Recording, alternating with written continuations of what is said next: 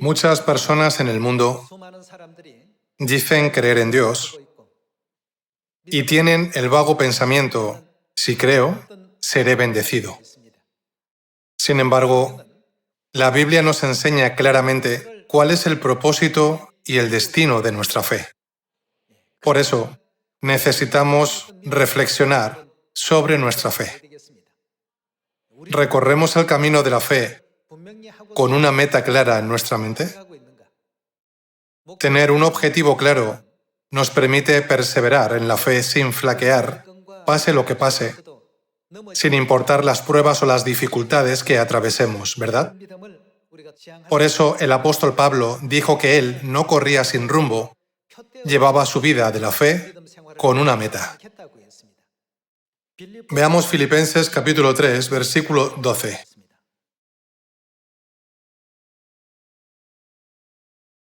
Filipenses capítulo 3, versículo 12. No que lo haya alcanzado ya, ni que ya sea perfecto, sino que prosigo por ver si logro asir aquello para lo cual fui también asido por Cristo Jesús. Hermanos, yo mismo no pretendo haberlo ya alcanzado, pero una cosa hago, olvidando ciertamente lo que queda atrás y extendiéndome a lo que está delante, prosigo. ¿A qué prosiguió él? A la meta. Dicho de otro modo, a la meta se puede expresar como al blanco, ¿verdad? En su fe, el apóstol Pablo quería lograr un objetivo, un sueño, una ambición. Prosigo a la meta, al premio del supremo llamamiento de Dios en Cristo Jesús. En otras palabras, él avanzó con firmeza hacia la meta. Nosotros, del mismo modo, debemos tener un objetivo, un propósito. Cuando se pregunta, ¿por qué crees en Dios? Muchas personas responden casi sin pensarlo, porque un vecino me lo sugirió o porque un amigo me invitó a la iglesia. Pero la fe, tal como se describe en la Biblia, es como un camino por el desierto de la fe, un trayecto lleno de carencias y dificultades. El desierto es un lugar donde escasea lo esencial. Un lugar cómodo, con todo a nuestro alcance, no puede ser un desierto. Allí no hay agua suficiente, ni alimento abundante. Dado que el desierto es un lugar donde no se satisfacen ni siquiera los deseos básicos de la vida,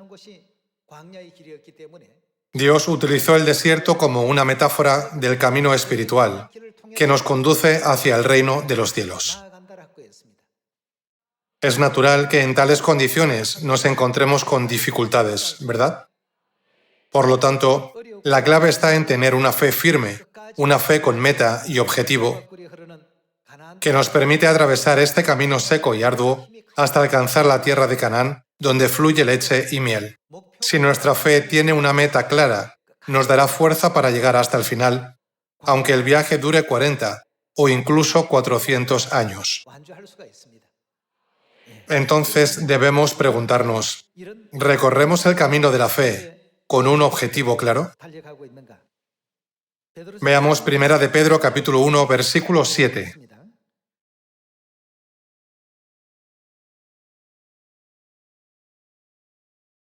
Para que, sometida a prueba vuestra fe, mucho más preciosa que el oro, el cual, aunque perecedero, se prueba con fuego, sea hallada en alabanza, gloria y honra, cuando sea manifestado Jesucristo, a quien, ¿qué hacen?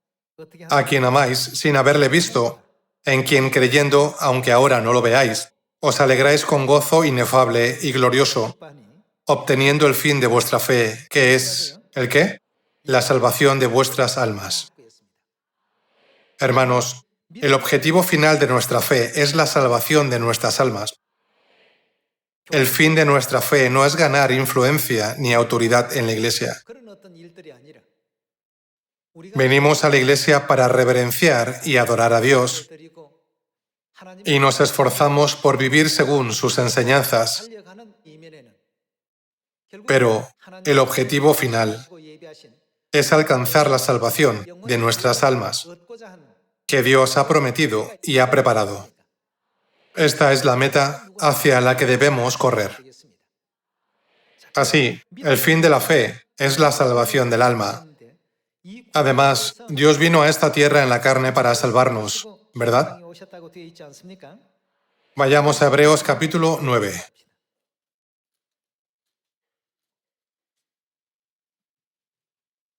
Hebreos capítulo 9, versículo 27. Y de la manera que está establecido para los hombres, que mueran una sola vez, y después de esto el juicio, así también Cristo fue ofrecido una sola vez para llevar los pecados de muchos, y aparecerá por segunda vez, sin relación con el pecado, para salvar a los que le esperan. Este pasaje nos muestra la promesa de que Cristo vendrá a esta tierra por segunda vez en la carne. En su primera venida, como el versículo 28 lo describe, Cristo vino como ofrenda de sacrificio para expiación. Así también Cristo fue ofrecido una sola vez para llevar los pecados de muchos. Entonces, ¿qué hará cuando venga a esta tierra por segunda vez en la carne? Aparecerá por segunda vez para salvar a los que le esperan. Por lo tanto, ¿cuál debe ser el objetivo de nuestra fe? ¿No debería ser la salvación de nuestras almas? Hace unos 2000 años, cuando Dios vino a esta tierra, estableció el camino de la salvación de nuestras almas. Veamos el libro de Mateo, capítulo 26, versículo 17.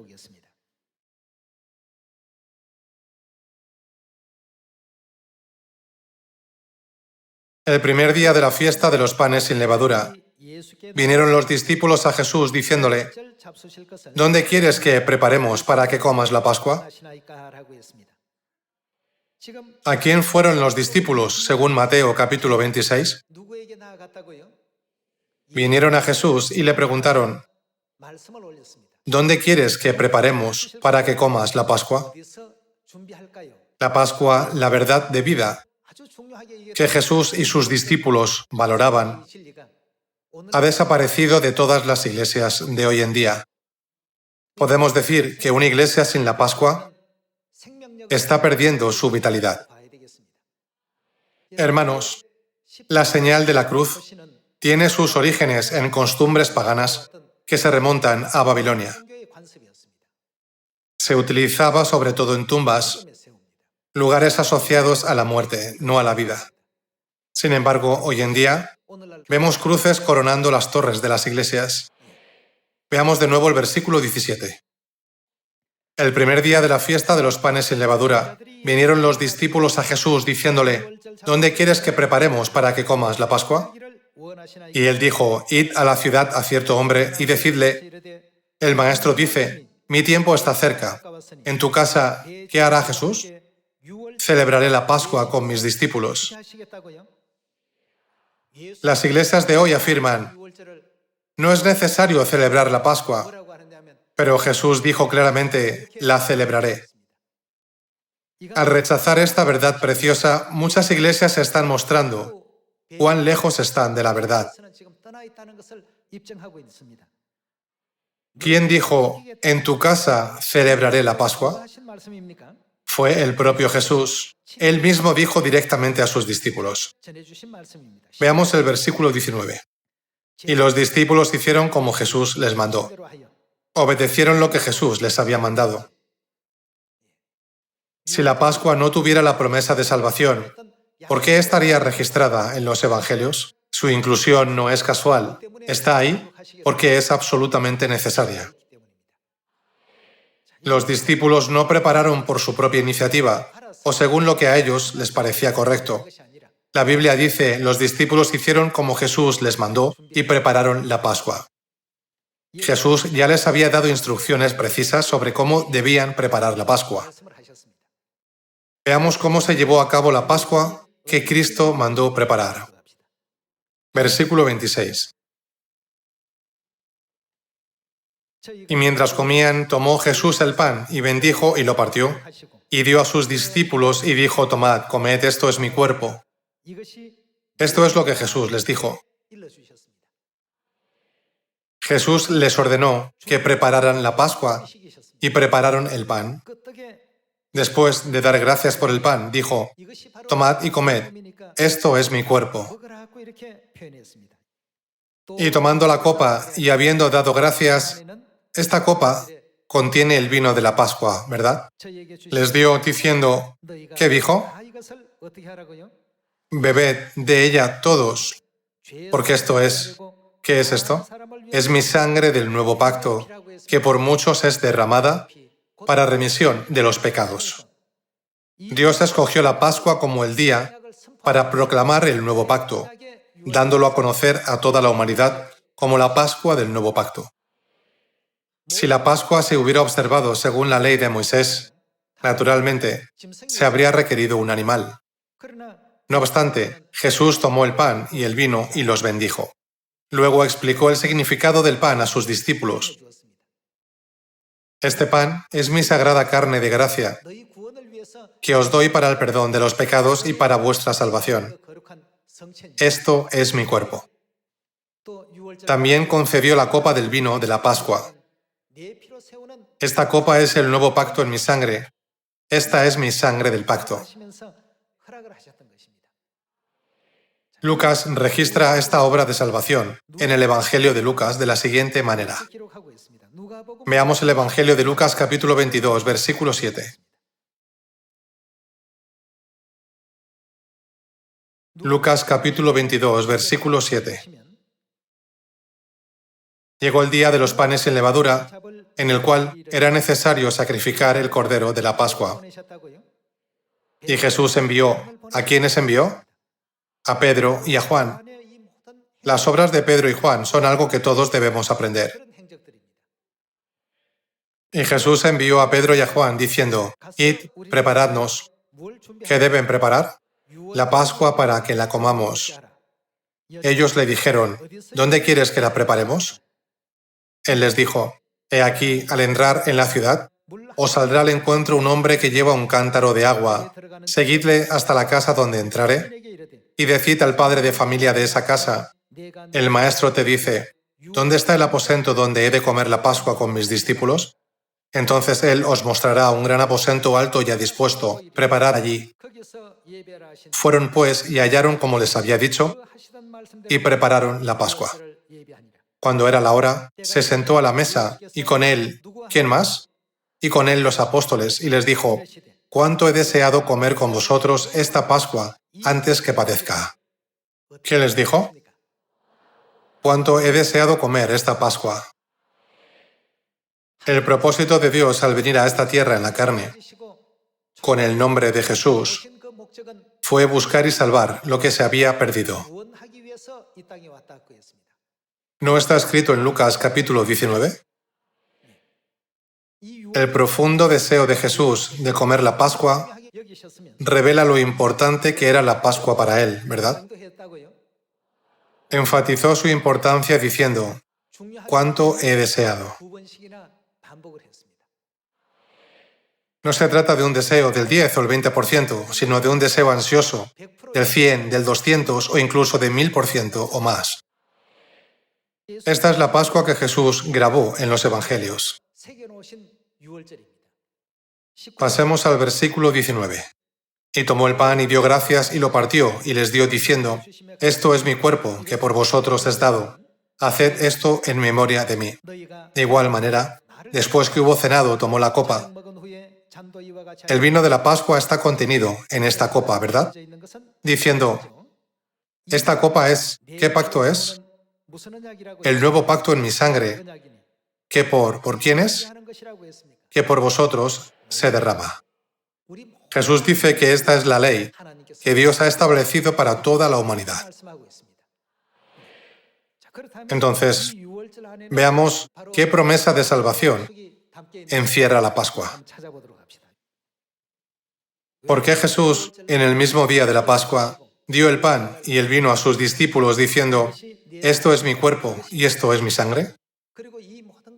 ¿Por qué Jesús habló con detalle del acto de comer y beber diciendo que por vosotros se derrama? Veamos el libro de Juan, capítulo 6, versículo 53.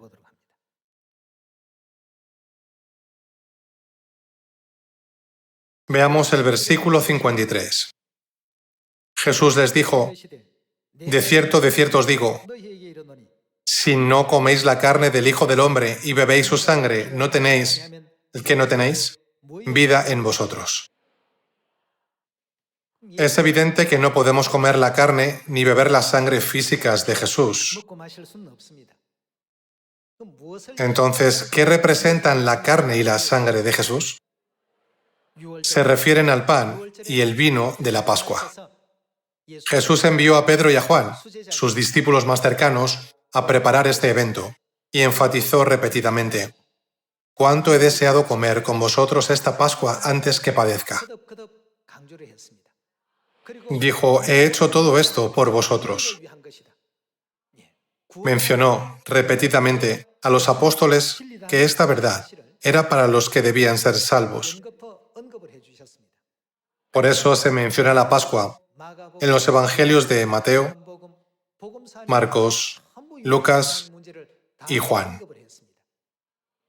Así, la Pascua está estrechamente relacionada con nuestra salvación. Por eso en Juan capítulo 6, versículo 53, Jesús dijo, «Si no coméis la carne del Hijo del Hombre y bebéis su sangre». ¿Qué dijo Jesús que no tienen? No tenéis vida en vosotros, es decir, están muertos. ¿Quién tiene las llaves de la vida y de la muerte? Nuestro Dios las tiene. Dios, que vino a esta tierra en la carne, con el nombre de Jesús, nos enseñó, «Si no coméis mi carne ni bebéis mi sangre, no tenéis vida». Versículo 54. «El que come mi carne y bebe mi sangre tiene vida eterna.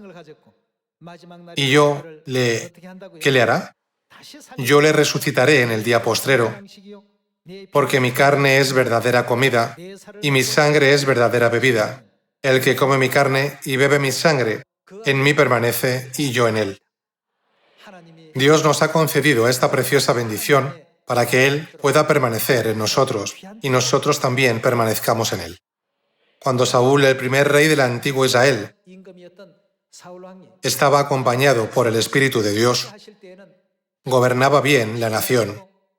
En cada batalla Dios le respaldaba y él disfrutaba de la gloria de la victoria. El país prosperaba bajo su reinado. Sin embargo, a medida que Saúl desobedecía repetidamente la voluntad de Dios y su orgullo crecía, el Espíritu de Dios ya no pudo permanecer en él y le abandonó.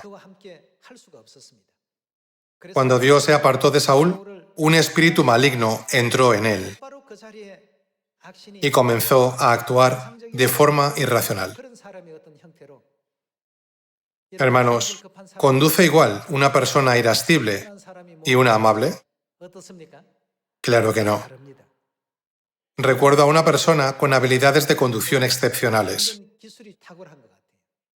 Cuando nosotros conducimos, lo hacemos cuidadosamente y miramos atrás con cuidado. Pero esta persona no lo hacía así. ¿Cómo podía ser capaz de dar la vuelta al coche? Con un par de movimientos ya lo había solucionado. Así como el mismo coche parece diferente dependiendo de quién lo conduzca, aunque Saúl seguía siendo la misma persona, sus acciones eran completamente distintas según quién permanecía en él. Cuando el Espíritu de Dios habitaba en él y cuando un espíritu maligno lo dominaba. Esto es algo evidente que podemos ver. ¿Pero qué dice Dios? El que come mi carne y bebe mi sangre, en mí permanece y yo, ¿dónde permanece? Dios promete permanecer en nosotros, así que, ¿cuán valiosa es la Pascua? A todos los que moran en este precioso nuevo pacto, se les concederá la bendición de la vida eterna, junto con el Espíritu Santo, a través de la sagrada obra del Espíritu Santo de Dios. Por lo tanto, el pueblo de Dios guardaba la verdad de la Pascua. Sin embargo, Dios ya había profetizado que estas santas palabras desaparecerían. Veamos quién intentaría destruirlas. El libro de Daniel, capítulo 7, versículo 20.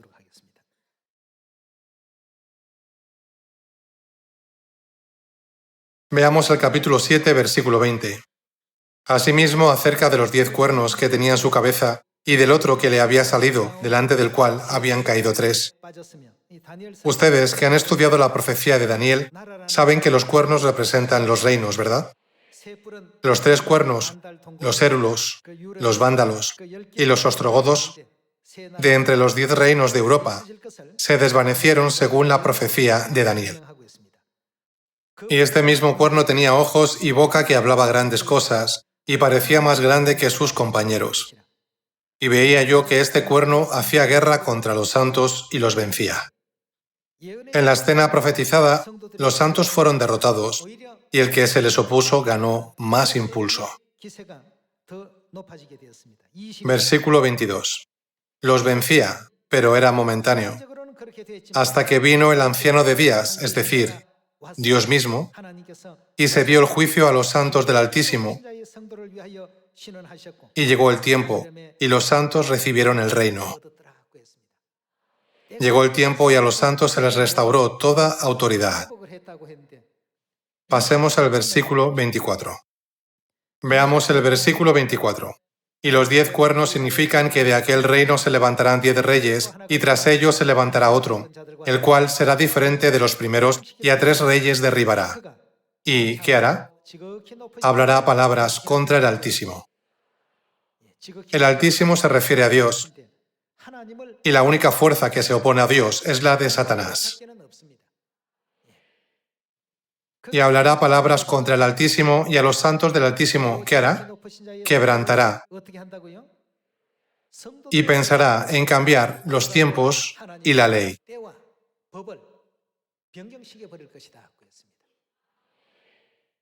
Como estaba profetizado, la Pascua fue abolida en el año 325 después de Cristo. En el año 321 después de Cristo, 4 años antes, el día de reposo fue abolido. Una por una, todo se cumplió exactamente como estaba profetizado. Como la Pascua es una verdad muy importante, no se podía borrar fácilmente del corazón de los que creían en Dios. Así, en el año 155 después de Cristo, hubo el primer intento de abolir la Pascua. Alrededor del año 155 después de Cristo, entre Policarpo, el obispo de la Iglesia Oriental, y Aniceto, de la Iglesia Occidental, a quien se podía considerar el Papa, surgió una controversia sobre la Pascua. Hubo una segunda controversia sobre la fecha de la Pascua alrededor del año 197 después de Cristo. No se abolió de golpe, sino que se fue intentando siempre que había una oportunidad, tanteando el terreno una y otra vez. Principalmente, estaba profetizado que los santos serían derrotados. La derrota de los santos implica la pérdida de la verdad. 155, 197 y 325 después de Cristo. Durante unos 300 años después de la ascensión de Jesús, la Iglesia primitiva siguió celebrando la Pascua. Sin embargo, la Pascua finalmente fue abolida en el año 325 después de Cristo por el emperador romano, que era el líder del culto al dios Sol, y por la Iglesia Católica Romana, que se había alineado con él. ¿No está escrito que hablará palabras contra el Altísimo y oprimirá a su pueblo y tratará de cambiar los tiempos y la ley? Abolieron la Pascua que Dios nos ordenó guardar. Introdujeron el 25 de diciembre, la Navidad. Abolieron el día de reposo e introdujeron el culto dominical. Todas estas prácticas de adoración al dios Sol fueron traídas a la Iglesia. Este es el estado de la Iglesia de hoy. ¿Qué dice Jesús que no tienen los que no celebran la Pascua? No tienen vida en ellos. Él promete que los que celebran la Pascua, es decir, los que comen su carne y beben su sangre, tienen vida eterna, y los resucitará en el último día, permitiéndoles participar en la resurrección. Teniendo en cuenta la importancia de la Pascua como promesa del nuevo pacto, esta abolición resulta, sin duda, profundamente trágica. Hoy podemos discernir estas cosas por la gracia del Padre y de la Madre. Debemos poder discernir claramente entre la obra que ha hecho Dios y la obra que ha realizado Satanás. Gracias a un microscopio, podemos ver cosas demasiado pequeñas para distinguirlas entre todos los seres vivientes de este mundo. Del mismo modo, hoy en día, si no somos capaces de discernir entre la Iglesia verdadera y la falsa, debemos acudir a las enseñanzas de la Biblia. Dios nos guía por el camino de la salvación y, por lo tanto, debemos poner la meta de nuestra fe en alcanzar la salvación. Si ponemos el objetivo de nuestra fe en otra cosa que no sea la salvación, la destrucción eterna siempre nos acompañará. La gente pregunta, ¿por qué la Iglesia de Dios no tiene la cruz? Entonces decimos, ¿acaso es natural tener la cruz? ¿Por qué una iglesia que ofrece vida eterna debe mostrar un símbolo de muerte? Darles esta respuesta es correcto.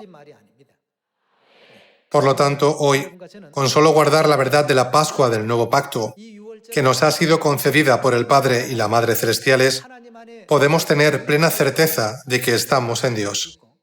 Con esta prueba innegable, alcancemos la salvación eterna con convicción. No podemos ir al cielo sin más, debemos ir por las evidencias. Veamos 1 de Juan, capítulo 5, versículo 9.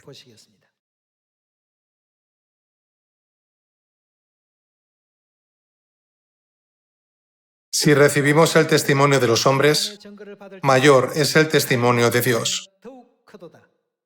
La iglesia que recibe el testimonio de Dios es la mejor iglesia del universo, ¿no es verdad? Veamos de nuevo el versículo 9. Si recibimos el testimonio de los hombres, mayor es el testimonio de Dios, porque este es el testimonio con que Dios ha testificado acerca de su Hijo. El que cree en el Hijo de Dios tiene el testimonio en sí mismo. Tal persona tiene el testimonio en sí mismo. Tanto ustedes como yo tenemos el testimonio. El que no cree en Dios le ha hecho mentiroso, porque no ha creído en el testimonio que Dios ha dado acerca de su Hijo. Y este es el testimonio, que Dios nos ha dado. ¿Qué nos ha dado? Vida eterna. ¿Con qué nos ha dado vida eterna? Tomó el pan y el vino de la Pascua y dijo, esto es mi carne y esto es mi sangre. Si lo coméis y la bebéis, tenéis vida eterna. Él concedió la promesa de la vida eterna a través de la verdad del nuevo pacto. Y este es el testimonio, que Dios nos ha dado vida eterna, y esta vida está en su Hijo, el que tiene al Hijo. Entonces, al comer el pan y beber el vino de la Pascua, ¿quién permanece en nosotros? Jesús prometió que permanecería en quien guarda la Pascua. Jesús nos dejó esta enseñanza en Juan capítulo 6. El que tiene al Hijo, ¿qué tiene? Tiene la vida. El que no tiene al Hijo de Dios no tiene la vida. ¿El testimonio de quién han recibido los que tienen la carne y la sangre del Hijo del Hombre? Es decir, los que están en la verdad de la Pascua del Nuevo Pacto. Todos han recibido el testimonio de Dios. Según Mateo capítulo 7, en el último día, la gente hará fila delante del trono de Dios, esperando la salvación. Entonces algunos dirán, Señor, Señor, profetizamos en tu nombre. En tu nombre echamos fuera demonios. En tu nombre hicimos muchos milagros. Muchas personas vendrán a Jesús diciendo, creo en ti fervientemente. En ese momento, ¿qué dirá Jesús en respuesta? ¿En una sola frase? Los alejó a todos diciendo, no os conocí. Como siguen viniendo, Él dirá, nunca os conocí. Entonces, ¿a quién le dará permiso Jesús? Cuando el pueblo que mora en la verdad del nuevo pacto, presentando el testimonio de Dios, venga a Él, Dios buscará y encontrará a los que tienen su santo cuerpo y su preciosa sangre. Se dice que en el cuerpo humano hay un código que actúa como un mapa para determinar qué tipo de enfermedades contraerá una persona a lo largo de su vida y cuánto crecerá. Se conoce como el mapa del genoma. Con solo mirar el contenido, se puede saber a qué edad contraerá qué tipo de enfermedad. Dios ha puesto este tipo de mapas en nuestro cuerpo humano, pero hasta ahora no los hemos conocido. Durante miles de años, desde la época en que los humanos aparecieron por primera vez en esta tierra hasta el presente, la humanidad ni siquiera ha sabido que existían tales cosas. No obstante, Dios lo sabe de un vistazo porque Dios lo creó y los colocó allí. Por lo tanto, ¿qué dice Dios que da en el corazón de su pueblo? En Jeremías capítulo 31, Dios dice, daré mi ley en su mente. Dios sabe si son su pueblo o no, a través del contenido de su mente. Por eso, aunque mucha gente diga, Señor, Señor, he orado mucho al amanecer y en las montañas, y he ayunado mucho, Él les dirá, nunca os conocí. Así como tenemos el mapa del ADN en nuestros cuerpos, hay cosas que solo Dios puede reconocer.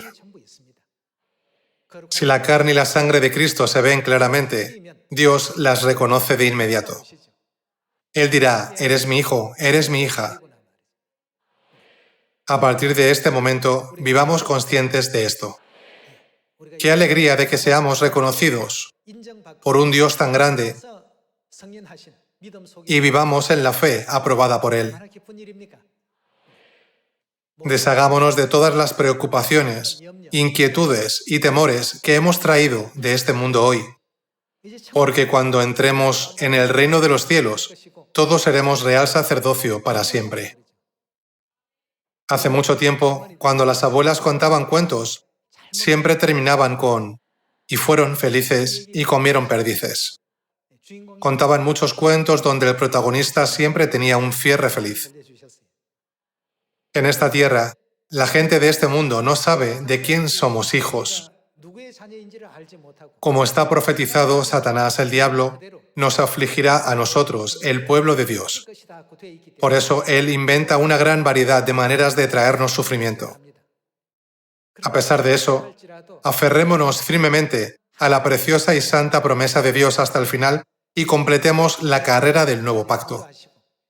Espero que ustedes y yo podamos seguir el camino guiado por la Madre Celestial Nueva Jerusalén, que es la realidad del nuevo pacto hasta el final. Con esto me gustaría concluir el sermón. Muchas gracias.